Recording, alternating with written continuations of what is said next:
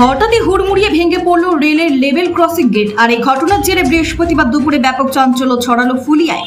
খবর সূত্রে ফুলিয়া টাউনশিপ পঞ্চায়েত এলাকার ফুলিয়া স্টেশন সংলগ্ন লেভেল ক্রসিং গেটে বৃহস্পতিবার দুপুরে আনুমানিক 1:20 নাগাদ হঠাৎই ভেঙে পড়ে। ঘটনায় কোনো হতাহতের ঘটনা না ঘটলেও কার্যত অবরুদ্ধ হয়ে পড়ছে ফুলিয়া এর সাথে যোগাযোগ তাহিরপুর বাদকুল্লা যাওয়ার রাস্তা। অভিযোগ, এমনভাবে গেটটি ভেঙে পড়েছে তাতে ওই রাস্তা দিয়ে টুকটুকি, সাইকেল ও বাইক ছাড়া কোনো বড় গাড়ি চলাচল করতে পারছেন না। ফলে জনবহুল ওই রাস্তায় তৈরি হয়েছে যানজটে।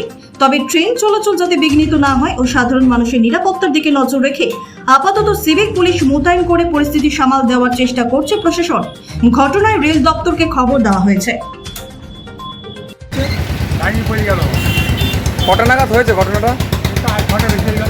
এতে কি কি সমস্যার সম্মুখীন হতে হচ্ছে এখন? কি কি সমস্যা হচ্ছে তাতে? এই যে ভেঙে পড়ে রয়েছে তাতে কি কি সমস্যা হচ্ছে? লোকজন তাকে আচ্ছা, বাদখোলা চলে গেল, বিলনগর টাইপ চলে গেল, আর এদিকে এই যে শান্তিপুর রানাঘাট বাস এরা কতক্ষণ ধরে ভেঙে পড়ে রয়েছে এই অবস্থায়? 8 ঘন্টা হয়ে গেল। তাদের সমস্যা কি হচ্ছে মানুষজনের? মানুষ যাওয়া আসা অসুবিধা আছে না, রেলের আধিকারিকরা এসে দেখে গেছেন, পরিদর্শন করে গেছেন? ট্রিটমেন্ট তো একদম সব জায়গায়। কি নাম আপনার? আচ্ছা, ঘটনা একাই গেটটা ভেঙে পড়ছে। গেট ভেঙে পড়েছে কোথায়? এই তো ভুলে আছে। কটা নাগাদ হয়েছে এটা? পড়াশোনা হয়েছে একটা ট্রেনটা কন্ডাক্টার একটা যদি হবে হয়তো। তাতে কি কি সমস্যায় পড়তে হচ্ছে? এখন লোকজন যাতে তো অসুবিধা হচ্ছে। গেটটা মেন গেট না এটা।